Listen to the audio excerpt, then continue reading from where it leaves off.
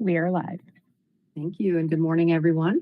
I'm Sage Turner, Chair of the Housing and Community Development Committee. I welcome you to the April 18th remote meeting. All council members and staff are participating virtually.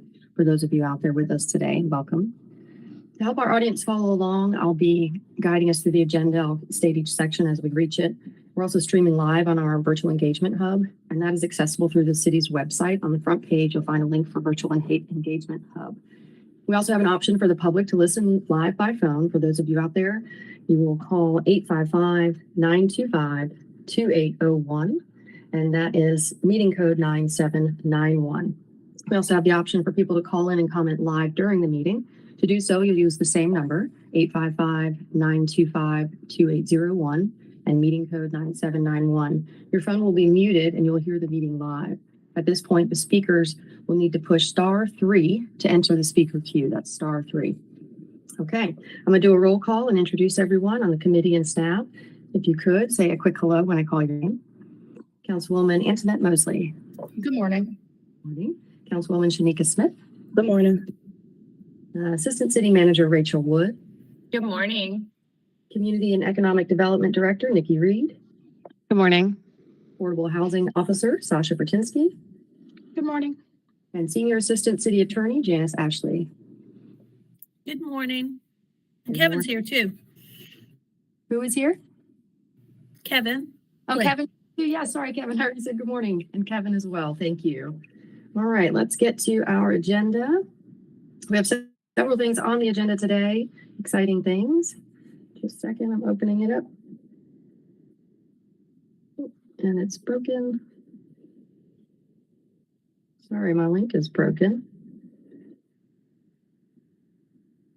Just 1 second. There we go. Okay. Opening. Apologies for the delay. Okay, we've got 2 sets of minutes to approve first. It's the minutes for March 29th and April 4th. Can I get a motion? We'll need to vote separately. So a motion on the first one for March 29th. So moved. I'll second. Okay, a roll call vote. Councilwoman Mosley. Aye. Councilwoman Smith. Aye. Myself, Sage Turner. Aye. So the first minutes from March are approved. Now we'll do April 4th. Any comments or changes or a motion? I move to. Oh. Second. Thanks. And a roll call vote. Councilwoman Mosley. Aye. Councilwoman Smith. Aye. Myself, aye. All right, the minutes are approved. Thank you. We've had so many meetings recently. All right, item number 2, an exciting one, conveyance of the Hunt Hill property to My Daddy Taught Me That. I think Nikki Reed is going to walk us through that. Thank you, Nikki. Absolutely. Hello, everyone. My name is Nikki Reed. I'm the Director of the Community and Economic Development Department. I'm here to present today regarding the conveyance of 3 Hunt Hill Place. At the top here, I also want to acknowledge that Keenan Lake is here with My Daddy Taught Me That, KL Training Solutions. He's joined us today and is available for questions at the end. I also want to acknowledge that D. Tyrell McGirt, our Parks and Rec Director, as well as Jay Dundas, Capital Projects Director, Janice Ashley too. We are all here in support of this item and are able to answer any questions, but we'll get started with the next slide, Katie. Okay. So we're here to talk today about a piece of city-owned property at 3 Hunt Hill Place. I'll show some maps here in just a second. And so what we want to discuss is that KL Training Solutions has submitted a proposal to utilize the property at 3 Hunt Hill to house its youth development programs. And so these programs are focused on providing youth with college readiness, mentorship, career training, enrichment opportunities, and really are focused on the needs of youth in the low to moderate income demographic. KL Training Solutions is requesting the conveyance of this property for $1. And then know that too, if this property conveyance is approved, the deed will include restrictions that it may only be used for these community development purposes and activities. So that's really the statutory framework that allows us to look at this conveyance for $1, because we do also include these restrictions that will follow with this use. And so that is listed here, that it will be restricted to programs concerned with employment, economic development, crime prevention, childcare, health and drug abuse counseling, education, and welfare for the needs of persons of low to moderate income. So that's really that statutory reference. Next slide, Katie, and we'll talk about the property sum. So this is really just to center us on location, where we are. What you're seeing outlined in orange is the proposed property boundary. So we're actually looking at taking one entire parcel and then a portion of another city-owned parcel, and that comprises a total land area of about 1/2 acre. And so that's outlined with orange. We'll look at some pictures in a second. You'll also note that the city will also need to convey an access easement. So there's a front access easement to the left of the screen, and then there to the right is the access to the rear. It also accesses a city parking lot. So the city will want to maintain that in full ownership, but allow an access easement for KL Training Solutions. So next slide, and we'll look at that again. So really, when we think about this property, we want to acknowledge that the prior use was the Asheville Parks and Recreation Asset Management Division. And as you all know, we had just have signed an agreement with NCDOT to lease a facility for the relocation of this division. Before the Parks and Rec use, so this is dating back several years, the purchasing offices were actually located there, and they had a warehouse for all kinds of different supplies and materials that the city would have on site for use. So the purchasing offices were in this location prior to Parks and Rec. The office and warehouse building make up approximately 6,800 square feet, that land area 1/2 acre. And then again, highlighting that there's an access easement at the back gated entrance. So the city has owned this property since about 1948. We did want to acknowledge that while this is in the East End Valley Street neighborhood that did see the impacts of urban renewal, this property was actually acquired and predated that urban renewal activity in that area. So we wanted to clarify that through our deed research, this property was not included in the land takings associated with urban renewal, and nor was this property purchased with eminent domain. So we wanted to be clear that that was some of the history of the property. Next slide there.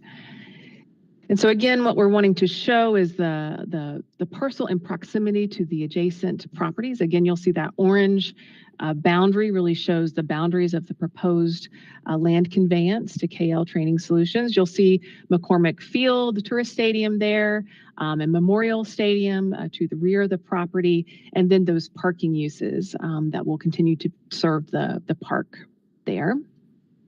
All right, next slide.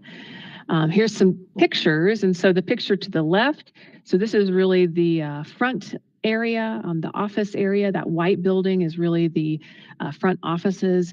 And so that parking area will convey with the property in fee simple. So some parking to support the use and a full front door entrance there. And then when we look at the rear of the property, that existing gate, that's where you'll see that access easement come in. And then that red building and then all the property to the right will convey with this transaction. And so you'll see that there's a white truck parked out behind what will be the entrance to the back warehouse area. Next slide. Okay, so My Daddy Taught Me That. So we have a long-standing nonprofit here, the My Daddy Taught Me That. They also house the My Sister Taught Me That, My Daddy Taught Me That Junior. These are youth development programs. I mentioned Keenan Lake. He is the founder and executive director. This is one of the largest youth programs in Western North Carolina, serving 160 plus youths per week. And they have been serving youth in the Asheville-Buncombe County area for 10 years now.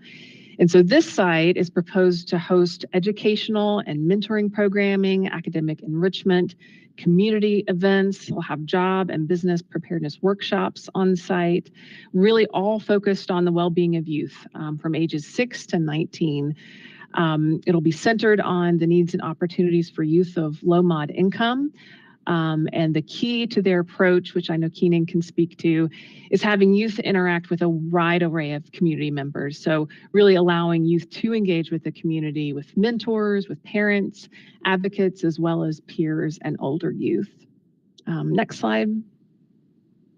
So when we thought about, looking at this proposal, really seeing how this aligns with our city council goals, here's what we have. So we see that this supports the city's vision of creating that connected and engaged community by partnering with a nonprofit organization. That's really strong, and that vision is really how we leverage those partnerships to help build up our community. It supports the city council focus area of the equitable and diverse community by programming that really focuses on the needs of youth of low mod income.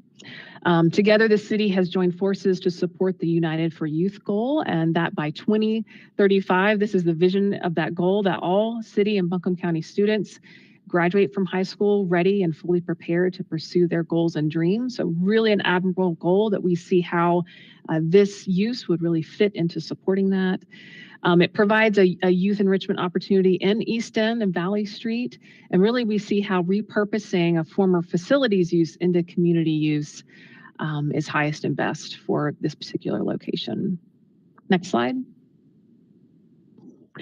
We have seen a lot of community support for this use come through. These letters of support were included in the materials that were attached to this presentation and to our report from Dr. Dwight Mullen, who represents the Community Reparations Commission as chair, Libby Kiles with YTL, Shonda Sanford Jackson with the PODS program, and she's the director of resident services at the Asheville Housing Authority, Dr. Ruffin with UNC Asheville, the director of Africana Studies, Education Department chair. So really showing how this organization, a longstanding organization, has a lot of community support for their work and their programs.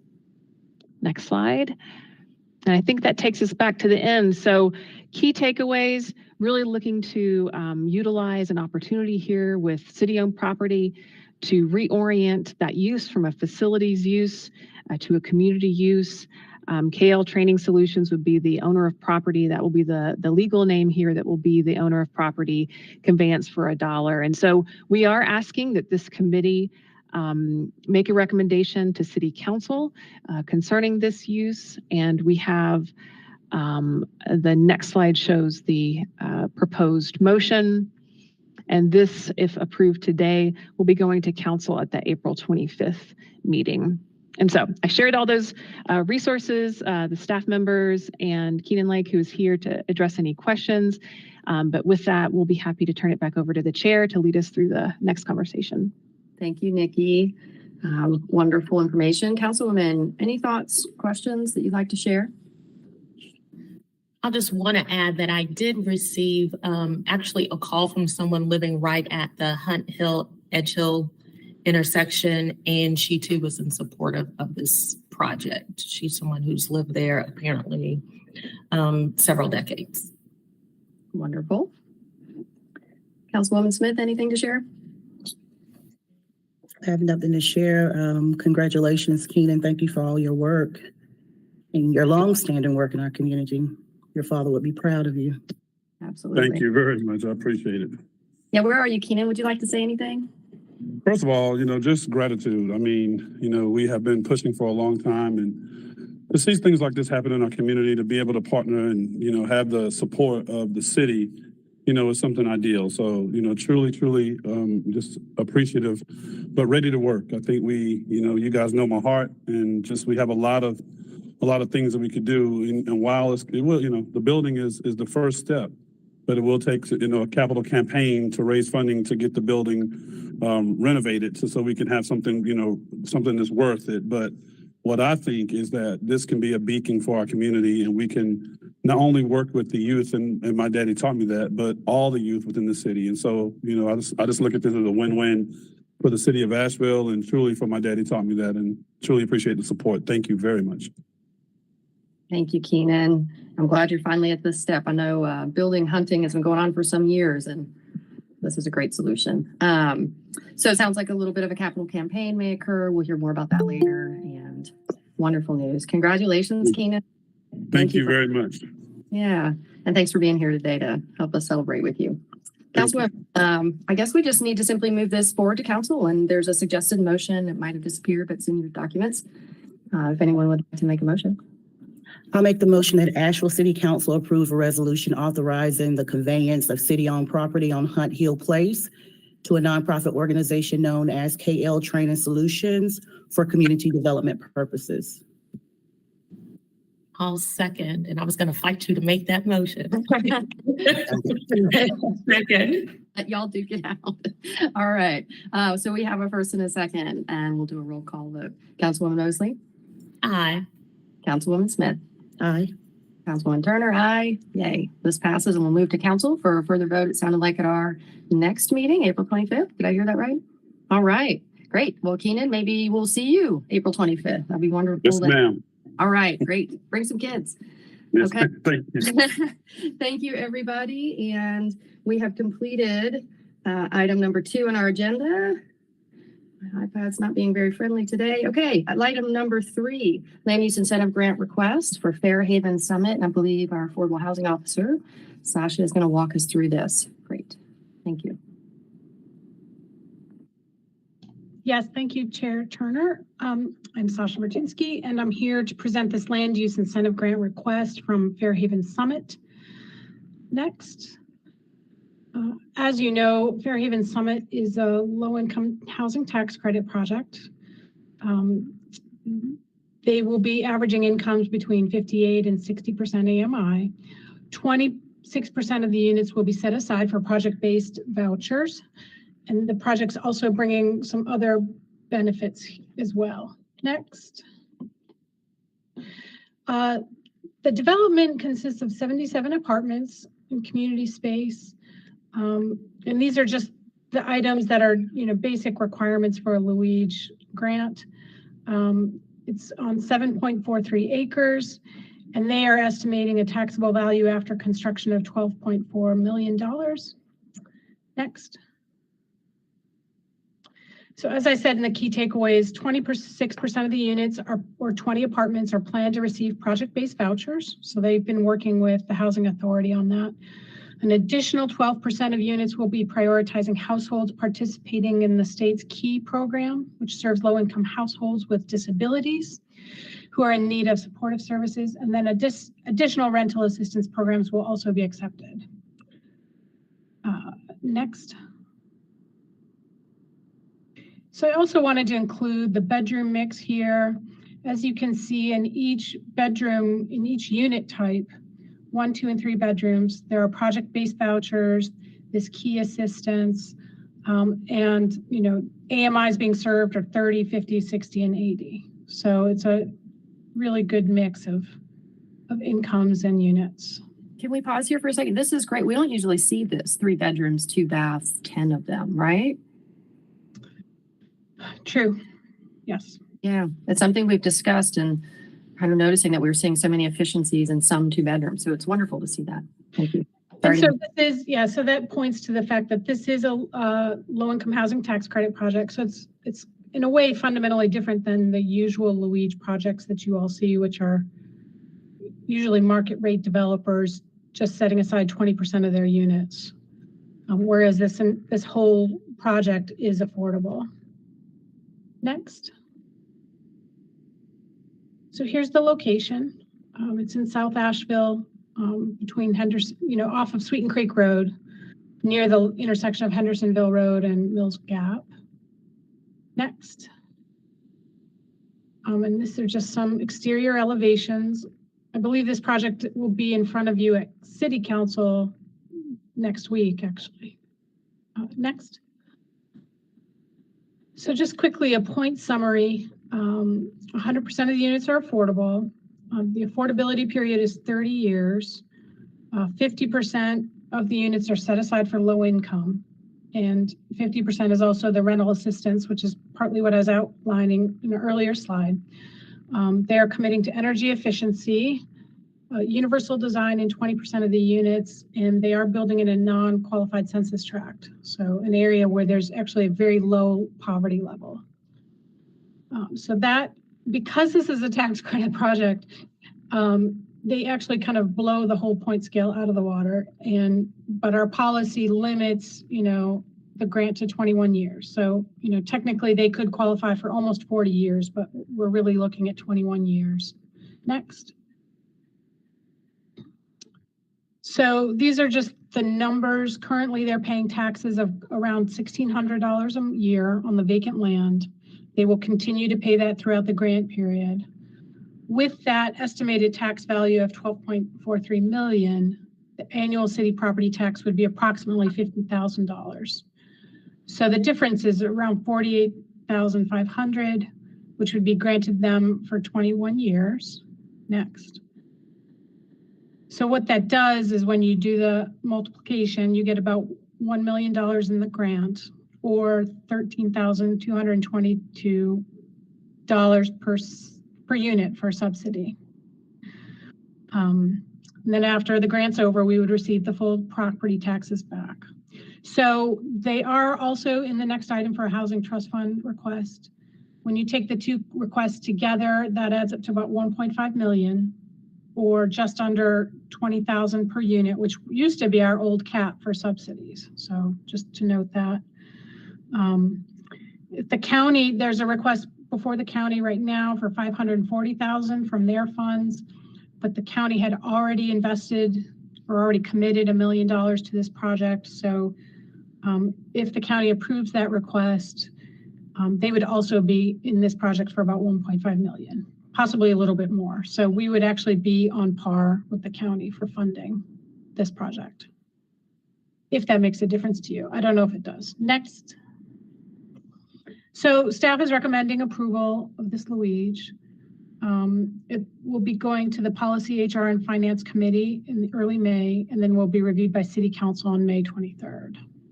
I'd be happy to take any questions. And also the applicant is here as well. I'm looking for his name. Is that I think it's Sean. Yeah, Sean is here. I think I saw. Yes, Sean Brady is here and to answer any questions. Yes. Or if you want to hear from him directly, that's fine too. Okay. Thank you, Sean. Just hold on a second. Councilwoman, any questions or thoughts for staff this time?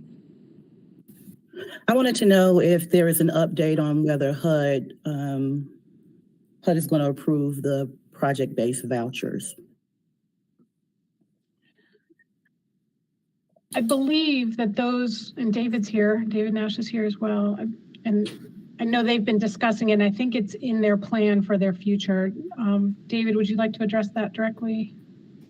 There's no update. It still has to go through the subsidy layering review, but based on the information that we have, it doesn't appear like it'll be a problem with getting that approval. And even if HUD makes a modification because there's too much subsidy, they would just adjust the rent amounts that we were allowed to pay. So I think it's likely that it will be approved by HUD.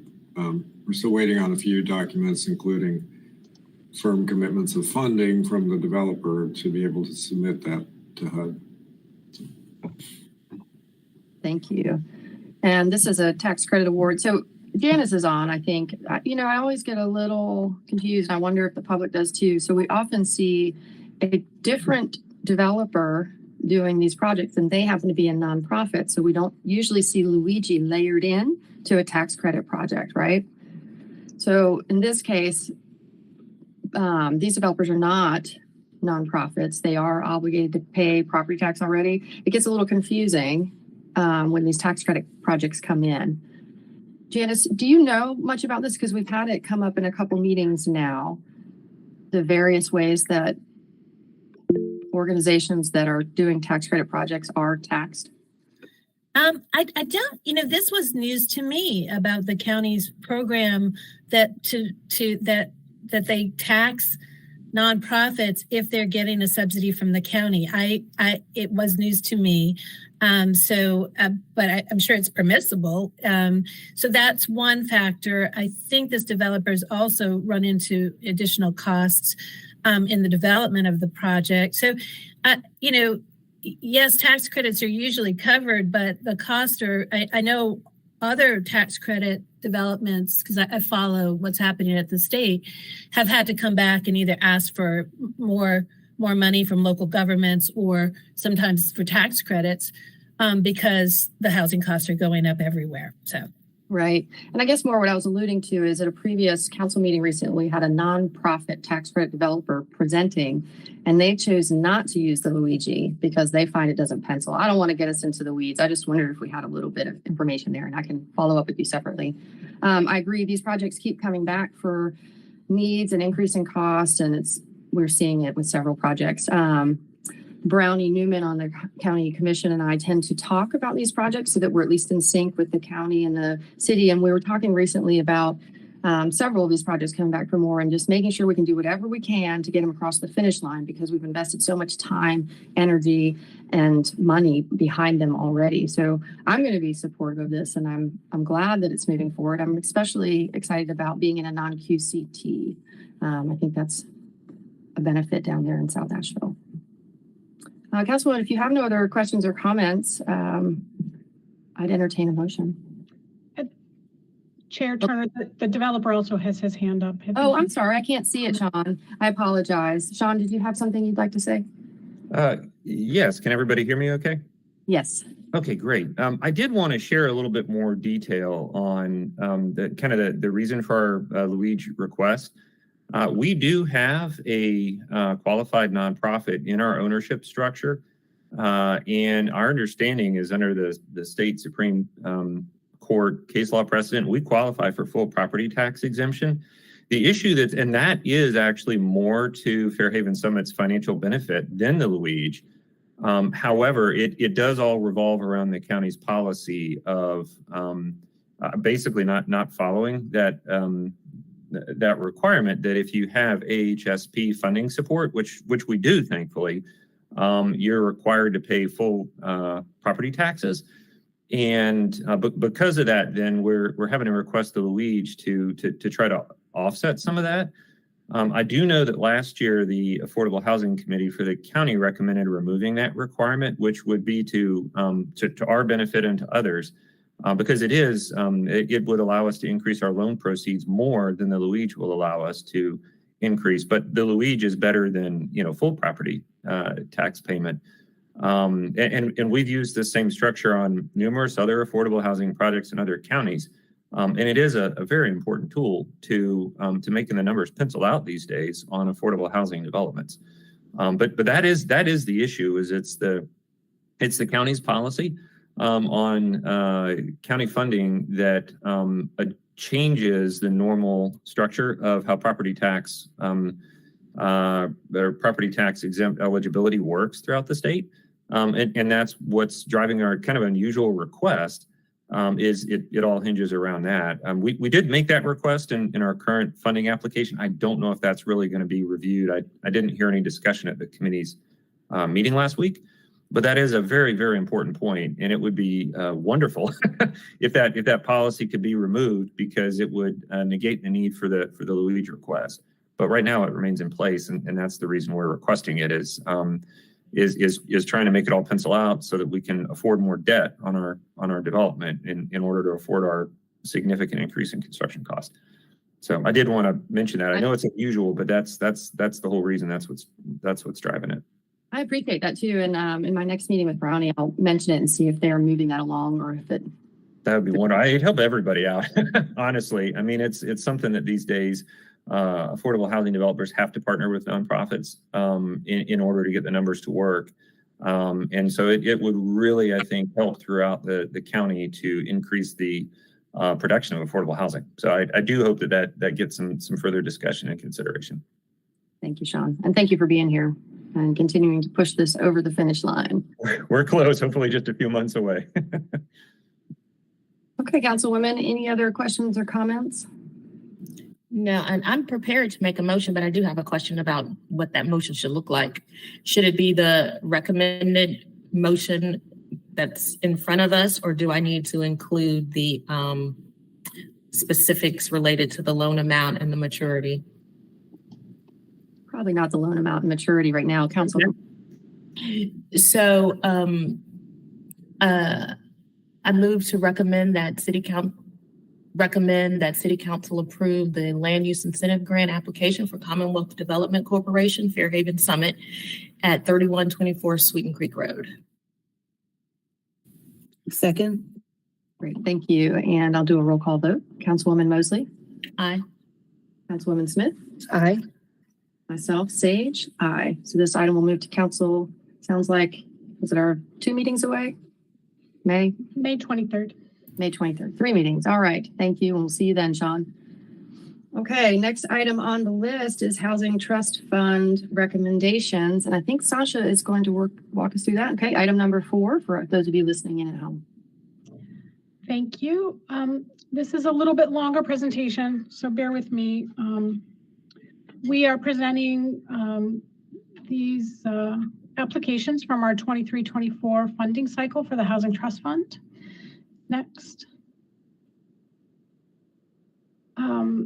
So we have 5 eligible applications totaling 5.2 million. The current balance of the Housing Trust Fund is 7.65 million.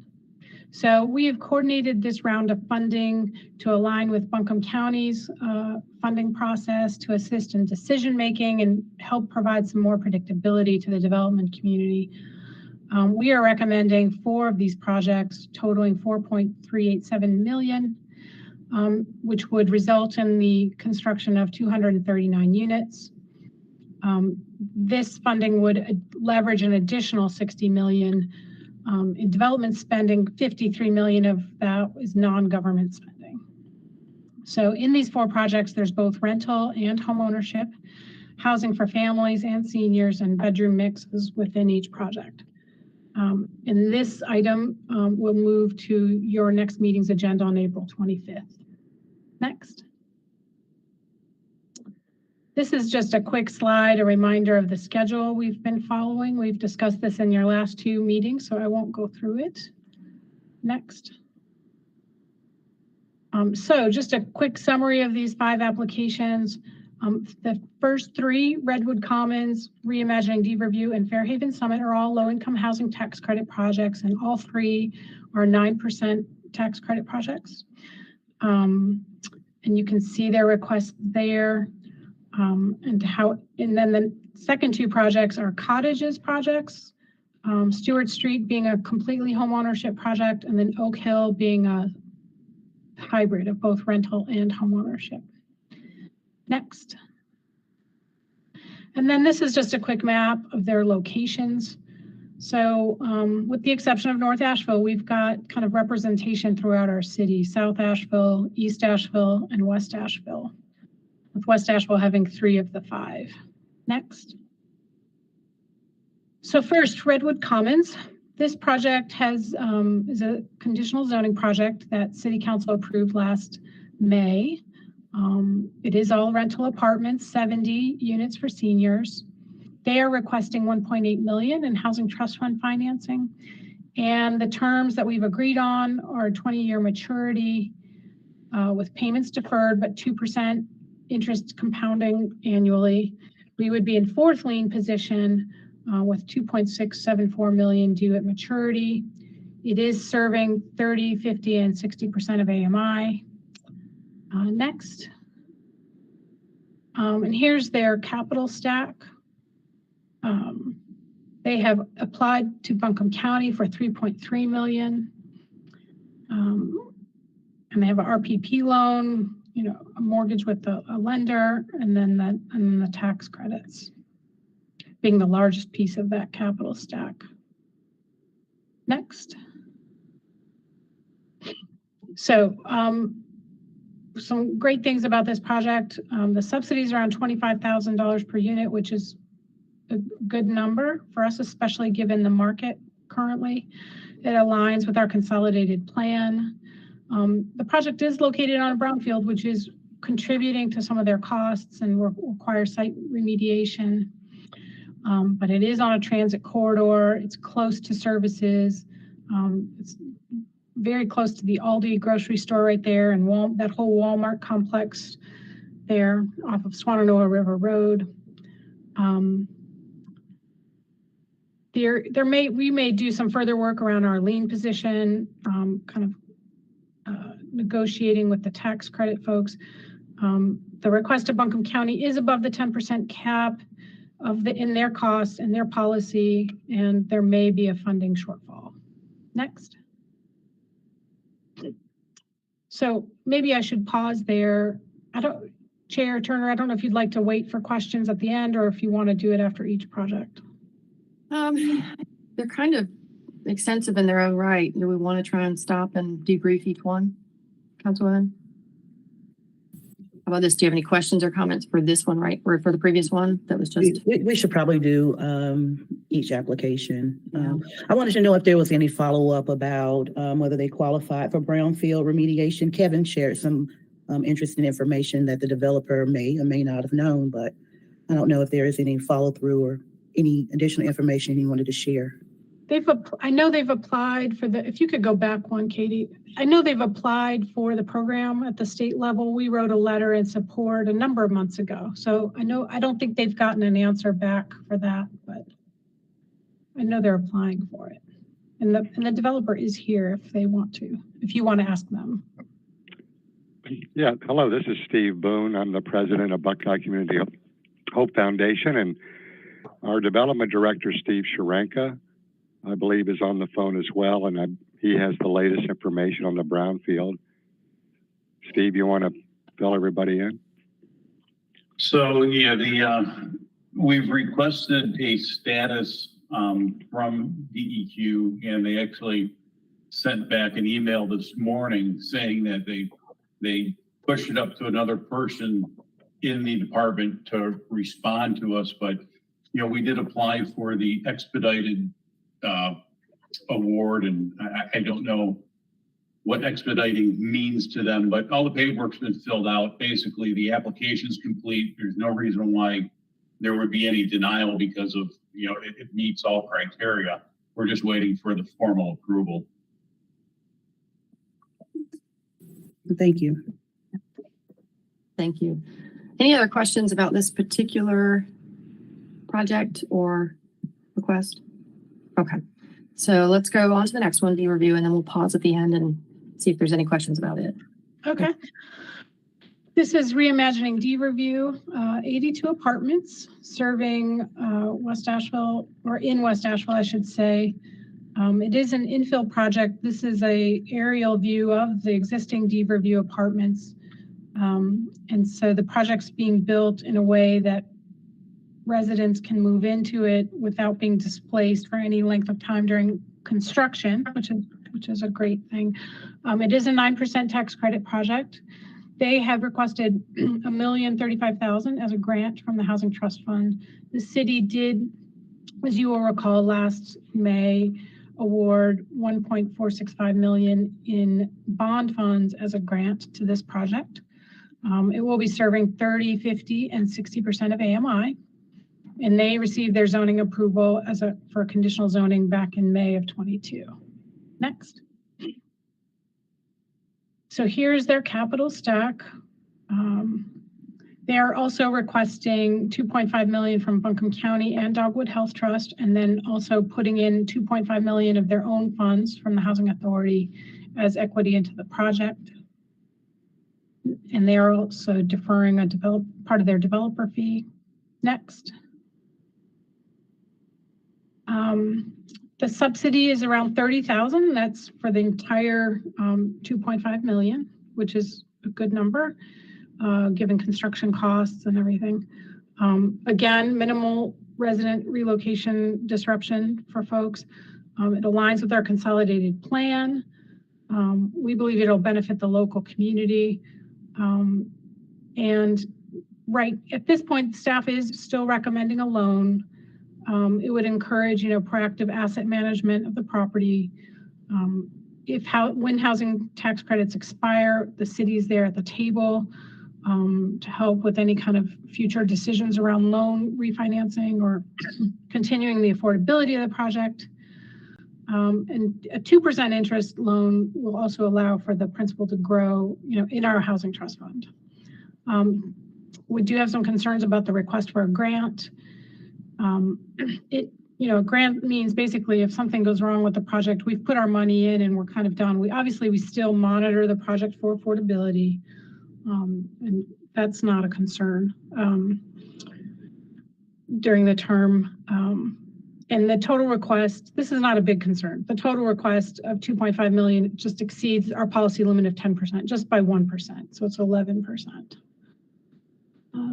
And I think that may be, there is another slide, Katie, next. So for your consideration, we just outline these as a couple different options. So the first option is loaning the Housing Authority the money with a 2% interest, would put us in third lien position. Another option would be to loan the same amount of money, 20-year maturity with a 0% and 0 payments. So it's a very soft loan, but it's still in the form of a loan, but we're not really asking for additional money. And then option 3 is granting the $1,035,000 as requested. The similar request, a little bit higher amount, is before Buncombe County right now. Under their policy, the committee may recommend a loan up to $1.564 million, or they may recommend, they're also looking at using American Rescue Plan ARPA funds to help fund the project. I'm not sure they have that full amount in their ARPA, but they have a substantial amount of ARPA funds left over that they may commit to this project. And Katie, I think, is that the last slide for this one? Yes. So if you can go back, and we'll stop here for any questions or in discussion. Councilwoman, any questions? Yeah, I'd like to hear from David. A question regarding what it means for the Housing Authority, what the difference between option 2 and option 3 would mean from the Housing Authority perspective. Sure, thank you for that. And first, let me say thank you to the staff and the City Council for considering this request and for your early commitment to this project last May, which was a grant consistent with our request of $1.5 million. At that time, we agreed to perpetual affordability for this project, and one of the ways that we can assure perpetual affordability is by holding most of that soft second mortgage or all of the secondary financing, most of the secondary financing ourselves as much as possible. That tends to ward off people who may be or sort of predatory investors who might be looking for ways to acquire property in Asheville. And you know, we're actually getting requests, not predatory requests, but requests every day for some of our existing project-based voucher developments from people who want to buy them. At least 1 or 2 a month come in for those. So that's the logic behind it. In addition, you know, we are requesting grant funds from the county and from the Dogwood Health Trust, and we would greatly appreciate the city moving forward in an affirmative way on this grant request to help support those grants as well. And then finally, you know, we're a sister agency, not just any developer. We are committed to ensuring that our properties remain in good condition and continue to serve the community forever if possible. And we are providing what will ultimately amount to millions of dollars in funding for each of the other projects that you have on the table today in this amendment, in the terms of either project-based voucher or voucher homeownership or some other voucher assistance. So that's our request. Certainly that's our request and the reason for it. Thank you. Thank you, David. I have a question. Councilwoman Mosley, were you complete with your thought? Yeah, well, I'll go ahead and touch on with what I think David was saying. Well, at least this is the way I look at the Housing Authority. I see the Housing Authority is being unique in that really, in my opinion, they're an indispensable partner for us as it relates to all things affordable housing, not just because of the number of residents they have, but because of the way they partner as it relates to vouchers.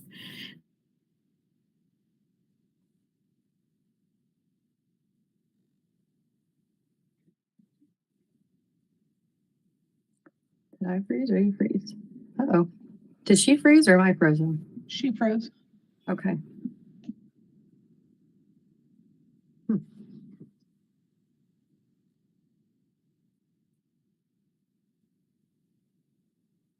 Give her a minute to come back. Can you go to the first slide of Deep Review's presentation? Oh, go next one, please. Is that at the bottom say total door cost, 261,000 each?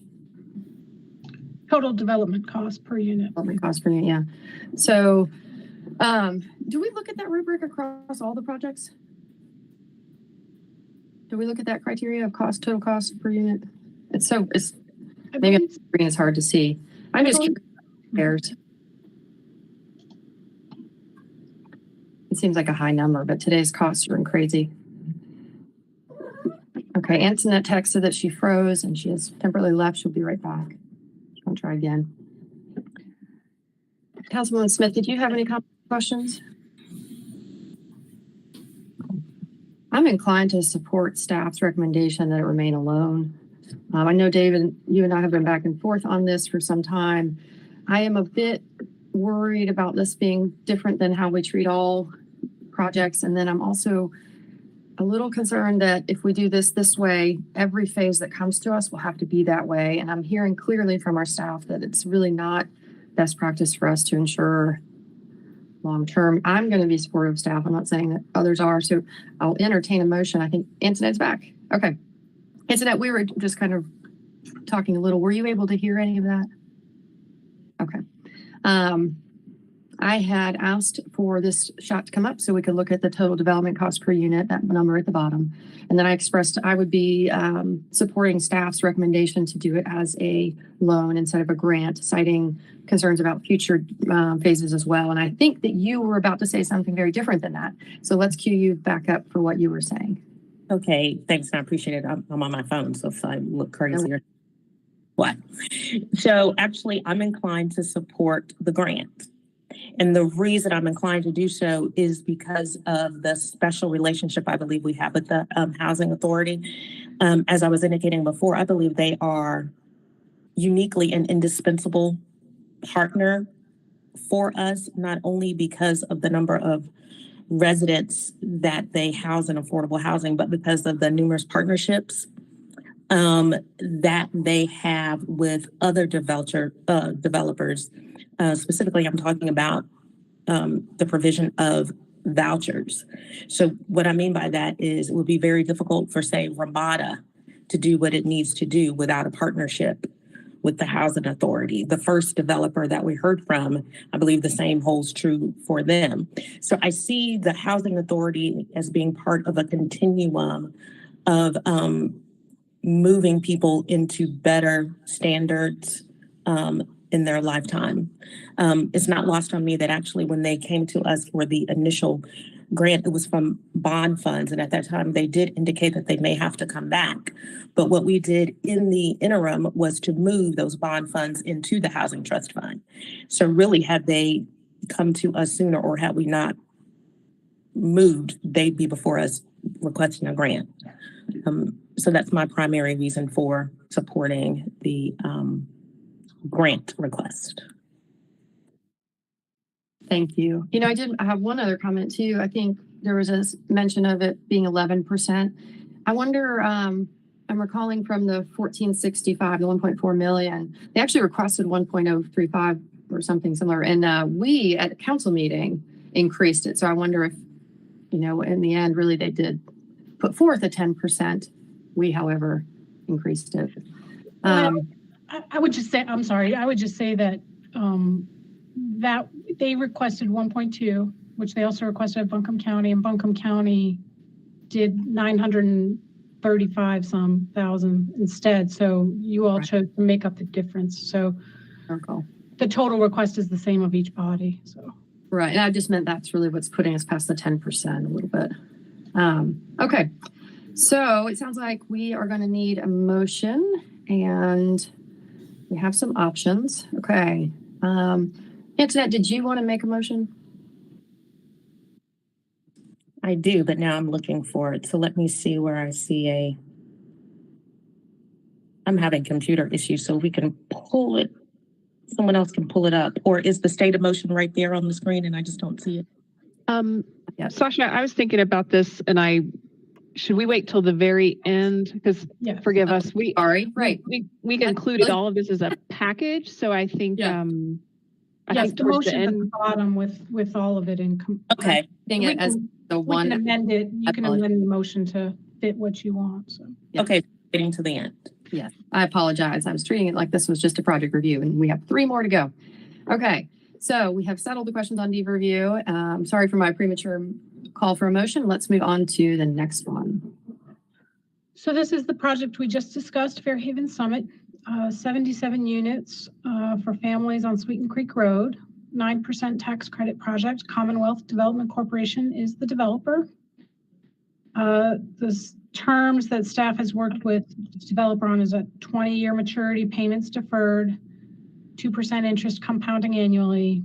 Would put us in third lien position with $742,000 due at maturity.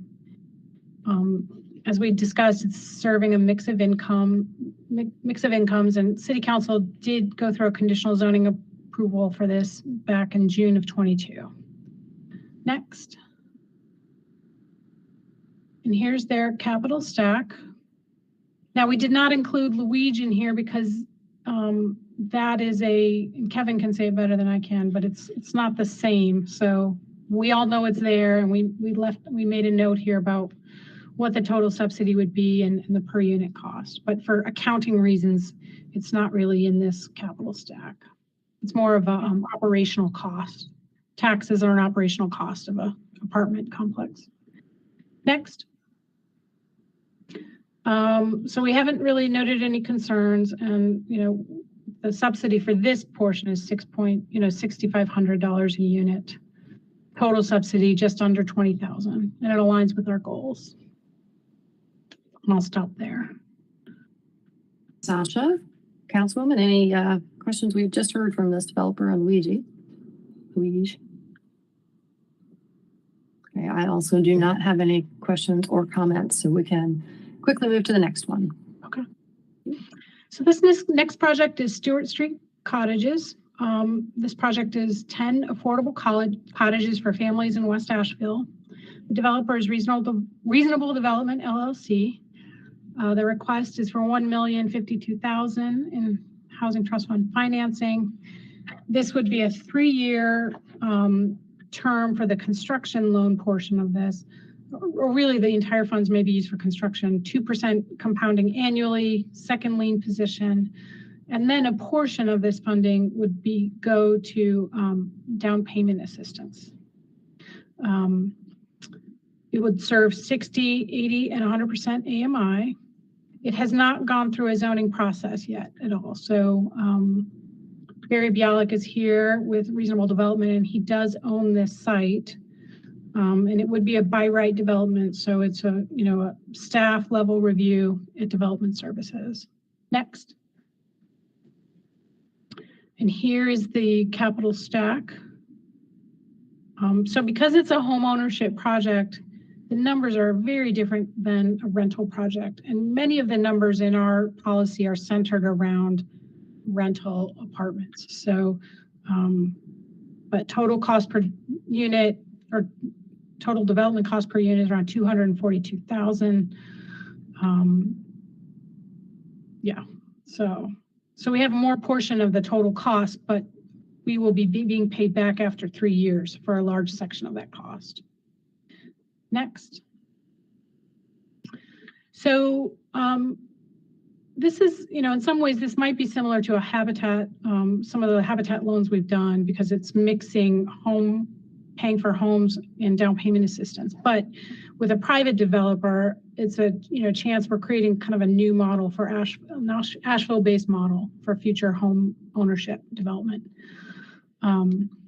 $552,000 of the loan would be paid within 3 years. And this is an experienced local developer who's built more than 100 homes in Asheville. We don't have a lot of big concerns. We will need to work out the down payment assistance terms if this is approved, and we will go through that process before actually closing on the loan. And then each individual house will require a separate closing. And I think that's where we'll stop there for this project. Thank you, Sasha. I know I'm particularly excited about this one and the idea of a new model that results in home ownership and down payment assistance, which is something we as a council and HCD have struggled to kind of hammer out ever since the bond money and trying to set aside money. So I'm thrilled to see this. Other councilwomen, do you have any thoughts or questions? I do think, wasn't there Barry must be here, wasn't there a thought around using the voucher for mortgage option? So can you hear me? Yes, there was. Yeah. Yes. Yeah, I've had about a year ago, I met with the Housing Authority about their voucher for mortgage payments, and we will continue that conversation if this moves forward. Okay. And we will be happy to continue that conversation. There's David to chime in. I know this is very exciting. So if you're following it along at home or listening in, if you are currently receiving voucher assistance for housing, it actually can be for rent or mortgage, as I understand it. So this is a really rare opportunity in a community, and something I hope that is suddenly become successful and used a lot. Like if this could be repeated, I think it's wonderful. The payoff of half of it in 3 years is also remarkable. So I'm cheering this one along. Other councilwomen, do you have questions or thoughts? Looks like Antonette's having some technical issues. Antoinette, if you can hear us, maybe just call in and then stay off video. You can just treat it like a phone call and it may be more consistent. I'll text her that as well. Councilwoman Mosley, or Councilwoman Smith, do you have any thoughts? I'm not frozen, right? Okay. She's shaking her head no. Okay. Thank you. I was texting Antoinette, trying to keep us Yeah. Okay. All right. So I think is everything for Stewart Street, unless Antoinette pops on quick. I have a feeling she was trying to say something, so maybe we're going to give her 10 seconds. No, can you hear me? I can see you. Oh, there you are. Too many people. Okay, so you're back. No questions or comments on this one? I just agree with everything that you just said. I love this project. Lynn Ramsey. Great. Okay. Thank you. All right. Let's move on to the next one. Okay. Thank you. So this next project is Oak Hill Cottages. This is located on currently city-owned land.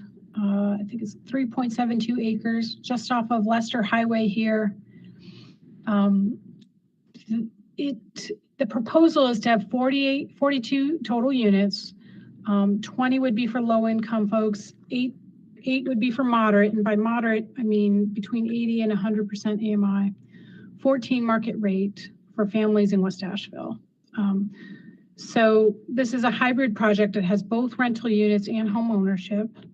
The developer is also Reasonable Development, which we just heard about in the last one. The request is for $868,000 in Housing Trust Fund financing.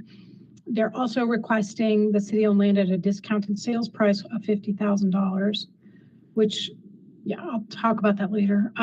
The loan terms would be a 3-year loan term, 2% compounding annually. We would be in second lien position. A portion of it would be repaid from home sale proceeds, and then another portion would be used as down payment assistance, and then a third portion would be paid back through rental operations. So it's serving 60, 80, and 100% of AMI. Because the developer does not have site control and council has not made any decisions about this land, he's not able to pursue permits at this time. Next. So here's the capital stack. And basically talking with the developer last week, he would be using equity lines of credit on, I assume, other businesses and properties to help self-finance this project. So with the land request subsidy of $400,000 based on a 2017 appraisal, so it may really be worth more than that today. The total request is $1.268 million. That won't be in the motion, but just so you understand the total subsidy. And that comes out to approximately $45,000 per unit. And the total cost of the entire project is around $9.2 million, with each unit costing about $221,000. Next. And I didn't put a site development diagram here, but basically the homeownership cottages are single units and then the rental units are duplexes. So again, a lot of the same benefits of the last project. Staff has deep concerns about this project though. You know, the city is owned by the property is owned by the city. It doesn't adhere to our policy for affordable housing on city-owned land, which council adopted in 2019. And under that policy, generally speaking, the city issues RFPs. The city decides when they're ready to make land available for affordable housing and issues an RFP. Council can decide to go outside of that process, of course, and directly negotiate with a developer. This site does have some constraints and environmental concerns, and it's not a simple, straightforward site that's just ready to go for development. So there may be infrastructure upgrades that are needed that we're not really sure of the costs yet at this point. And staff is also very concerned that we've had no community discussion of this land. The surrounding community hasn't been asked. We also haven't considered any other uses for this property, whether it be mobile homes or other things. We know that we cannot easily do a bigger apartment complex. We do know that, but we haven't looked at other models for development for this property. Next. So in our staff report, and here we're outlining several options for you all. We are recommending that you consider directing staff to release an RFP for the site this year, in accordance with your policy, which would allow for, including a process for community input and exploration of different development scenarios for council consideration. Another option would be for you to direct staff to proceed in negotiations with the developer to more fully develop the plans and deal points. So land price, DPA terms, to really, in a way, colloquially to say, kind of bake this a little bit more. It doesn't feel fully baked at this point. And then return to HCD and council at a later date. And then at your future vote, our future vote would consider both the land sale and the housing trust fund request together. And then option 3 would be for you to approve the current request, which then means we're going to have to do all these things anyway, but it pushes up that time scale, and it doesn't give really staff or council full information for this request. So I will stop there. Okay, so this one's a little more interesting, right? I will say on the surface, I love the idea. I also have hesitations about the process. I will say that this Oak Hill property, if folks have not been following along for a few years, has been less than great to have, right? We got it because it had bad dirt. 2 projects have tried to assemble a multifamily or multi-unit complex there, and it has been found time and again that it cannot handle that. So now we have a smaller footprint option, and I think it's a good one. I'm inclined to go with option 2, but I sense that the staff would like a broader process around all city-owned land. Like we say that, but at the very beginning of this meeting, we also conveyed another parcel without a process, right? And at a council meeting 2 meetings ago, we conveyed another piece of land without a process. So I'm a little hazy on why, so I'm going to lean to my fellow councilwomen on their input on this. Well, I distinguished this from the one we did earlier because that was a nonprofit. And then I kind of saw Ramada as precedent even for what happened earlier today with that, with the nonprofit. My daddy taught me that. I'm trying to decide for this one between option 1 and option 2. Mm-hmm. But on a guttural level, I'm actually leaning towards option 1 at this point. Just for process sake. And Barry, you're here, right? Yes, I am. So by all accounts, you're a pretty busy developer, and I'm assuming that you could hold tight for a minute if we went through a process, and you potentially would still be interested in apply to that process. Yeah, I'll just, if I could, I guess, share just some of my thoughts on this, that, this is I think to your point, yeah, we have a process that was created for just how to dispose of affordable housing land, and it makes it more difficult. So you can't just follow state statutes. So I tried to design this proposal to follow all the state statutes that would be required for land transfer. And at one point, I'll point out that the policy we created in 2019, further, limiting the disposition, has not created any properties that have transferred yet. So I believe there's 2 RFPs, 319 Biltmore is in process. The other time we did an RFP was for the scattered land sites, and none of those have transferred title yet. So I just want to point out that it's like it's one of these, we created a process, but it might not be working. And I don't know the last time it's been discussed adjusting it. And this land was not one of the ones that was considered the high impact sites. It wasn't one of the big city ones. This was one that was acquired really specifically for a individual project that they had to back out of right away. This was I think, Homeward Bound. So I just want to share, that while I know it strays from the current policy, this isn't one of the high impact sites. It does follow kind of state standards. And I think, it's a policy that hasn't created anything yet. I have taken it through the early assist process with the city. So I am familiar with, the details that we needed to make this happen. I'm familiar actually with the sewer issue, the sewer during the initial proposal on this development with Homeward Bound. They had applied for funding with MSD to co-share in some of the sewer line support, and that's still in play. I've discussed that with MSD, so I'm kind of aware. I'm aware of all the site details. So I'll just share, about this proposal, where everything about this proposal is, I think, pretty innovative. I tried to design it to check many boxes. It's affordable for sale. It's affordable rental. It's offering down payment assistance. I'm reserving houses for police officers. I met with Chief Zach on this about the concept of using down payment assistance as a tool for recruiting. He was very in favor of that. It's putting property back on the tax rolls in a significant amount. It's creating subsidized homes at affordable housing and workforce housing. I use innovative construction techniques. I'm building out a prefab factory in town. This would be using those components from that. I'm a local developer, so I tighten the chain of costs a lot. Meaning, if you look at my total development cost per unit of all of the ones you're looking at today is by far the lowest. So everything else about this would be eligible as a housing trust fund. It's just a bit about the land for sure. And it's, I just look at it as just creating a true mixed income and rental and sale community, which we don't have.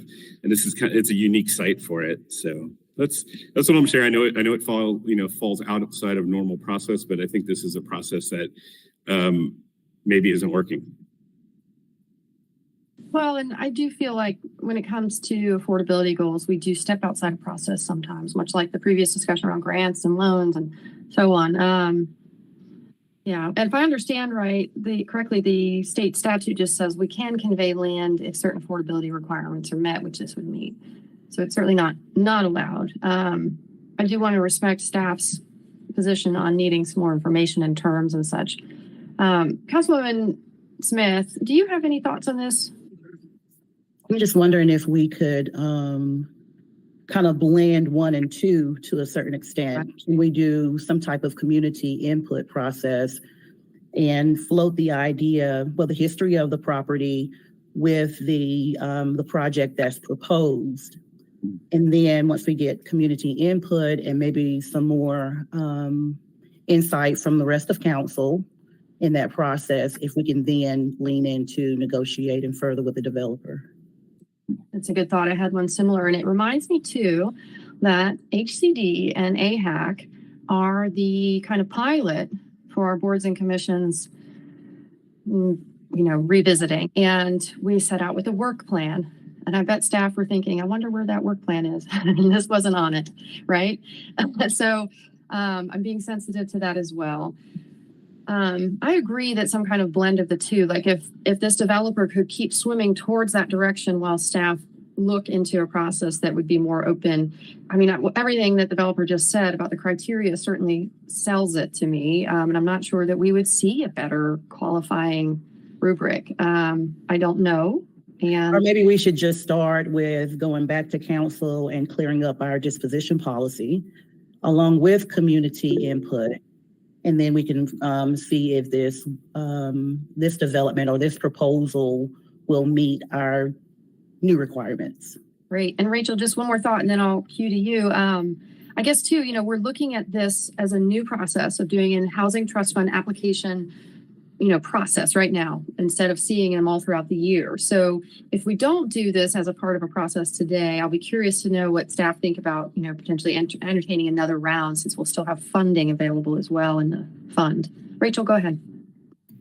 Sure, and just want to kind of reiterate what Councilmember Smith was saying.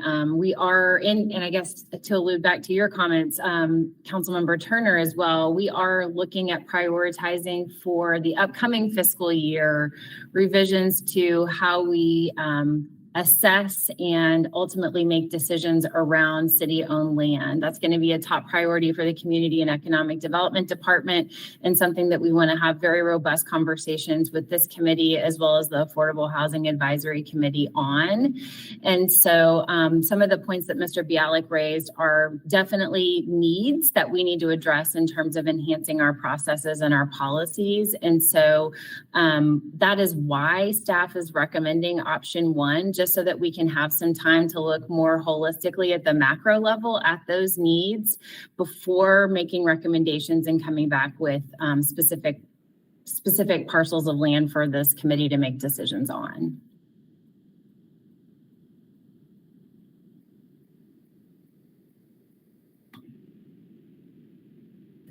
Do we know of any other properties in inventory that might be hard to build? I need to defer to Nikki on that. And I guess one other comment, the disposition of city-owned land, as we're looking at that, it's not just going to be those high impact sites that were previously identified, but looking comprehensively at our entire inventory of city-owned land. But I'll let Nikki answer Councilmember Smith's question.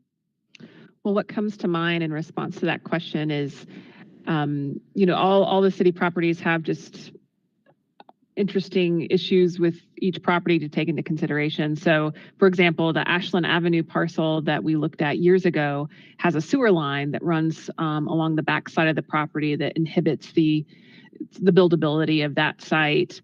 So that's an example of sometimes what's beneath the visible lay of the land, I guess, that really does present some challenges when looking for redevelopment. Other properties that I know are going to be forthcoming is our Deaverview 65 Ford Street. I mean, we really do need to invest time in really advancing the work on that site that was purchased a couple of years ago now. And so we're trying to work now on looking at what that program would be and how to advance those goals and programming that into our work. Good point. I'm excited about that one too, Ford Street. Okay, this is the last one we're hearing, right? Okay. So any other questions or comments before I try and summarize where I think we're at? Okay. Can I just say one thing about the, so yeah, if I had to ask, if I had to ask, like, and there's timing that's specific for this project, unique for me, because I've got a lot of other projects in that area. So it makes it easier for me to do it at certain costs. If I had to ask, I would ask for option number 2 with allowing for public input. And public input is part of any kind of development process, but I would think maybe a super public input project, on this to make sure. But if I had to ask, request for something, it would be, for option number 2 with the increased public input on it. Thank you. Okay. Councilwoman, here's what I think we have.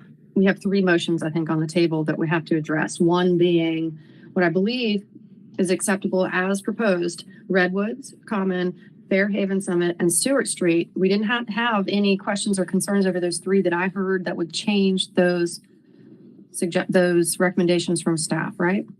Yes. Katie, could you go to the next slide, or let's see. Oh, you have a summary. Thank you. That will help. Yeah. We could do a motion for those 3: Stewart Street, Redwood Commons, and Fairhaven Summit as proposed. We could have a second motion around Deaverview, because I think we're going to have a separate vote there on whether or not to score it as a loan versus a grant. And then finally, a motion on what to do with Oak Hill.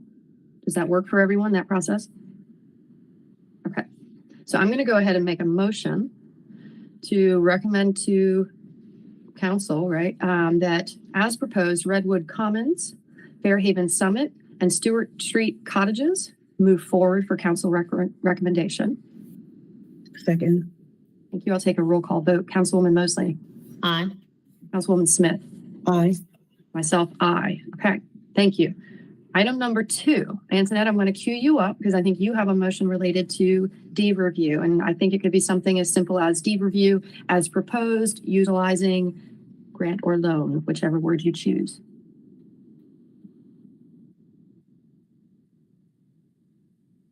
And you may be muted if you're talking. Because I'm trying to come up off the fly because I really don't see it. I make a motion to recommend to the full council funding of a grant for reimagining deed review. Is that good enough? I think Second. so. Janice, thanks. A second. Okay, there's a second. I'm going to do a roll call vote. Councilwoman Mosley. Aye. And Councilwoman Smith. Aye. And I will be a no on this one for the grant versus loan purposes. Thank you. All right, and then motion number 3 is resolving around this last discussion around Oak Hill. The only semblance of what I thought we converged on was an idea between a 1 and a 2 to allow staff to, can we get those options back up on the screen, please? Go forward. Yeah, there you go. That was at the end. One more. There we go. Okay. So it sounded to me like a blend of option 1 and 2 may be appropriate. Did either of the councilmen want to try and make a motion here? Or would you like me to try? I make a motion to direct staff to proceed in negotiations with the developer to fully develop the plans and community engagement deal points, as well as land price, DPA terms, et cetera, and return to HCD and council at a later date. The future vote will consider both the sale disposition policy and housing trust fund requests together. So you've did you second? Okay, great. Discussion. So you added Public input and the review Disposition. of the new disposition policy. great. Yeah. Sasha, you look like If timing would allow, I don't know the timing I of, think the policy part is harder, I'll be honest. And I actually don't think the policy's broken. I think it's not staffed. We don't have enough staff capacity to carry it out is more the issue. It's not Yes. the policy so much. so I'll amend my motion to eliminate the review of policy as a consideration. Do you have a friendly second to that amendment, Councilwoman Mosley? Okay. Second. I have a recommendation to proceed in basically option 2, but including community engagement. And that means that a future vote would come back to us via the land sale and the housing trust fund together. And that would be going to council as a recommendation so that we can authorize staff to start on that. So Actually says it'll come back to us again before it goes. HCD and council.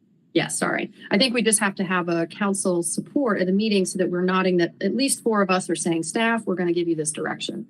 Okay, so I got a first and a second, and I'll do a roll call vote. Councilwoman Mosley. Aye. Councilwoman Smith. Aye. Councilwoman Turner. Aye. Perhaps we'll move on to council. Thank you. Are these recommendations coming to council soon? Remind me. Next Tuesday. Next Tuesday, quickly. Okay, great. So I imagine that we'll see a little bit on this, maybe in addition to our check-in agenda or agenda briefing too. Rachel has her hand up, just so you know. Rachel, go ahead. Oh, no, you're fine. And I was just going to clarify that this is coming to council on April 25th. So to your point, Councilmember Turner, we can brief full council on the discussion that was held around Oak Hill.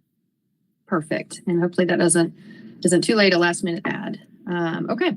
So then we are through with item number 5, I think it was, Housing Trust Fund recommendations. Staff, you're clear on what we did. Any questions for us or anything? It seems like it's going to kind of hurry. Apologize for that, but at least we didn't include the land disposition policy by Tuesday. Right? Okay. Yes, thank you very much for not thinking at it.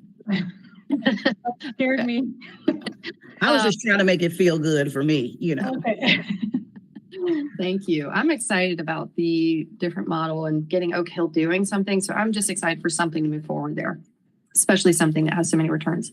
Okay, so that was the last item on our agenda except for public comment. Katie, do we have anyone on the line? Checking right now. No, we do not. Okay, then pending any other action or comments, we may adjourn. It's 11:20. I thought it was going to be a long one. We did pretty good. Thank you everyone for your time and energy on this, especially staff, because the first time we've done this Housing Trust Fund group application thing and timed it with the county. Head nods. Do we think it went well? We like this? Yeah, I think so too. Okay, so more about that later. Thank you everyone. Have a great rest of your day. We are adjourned.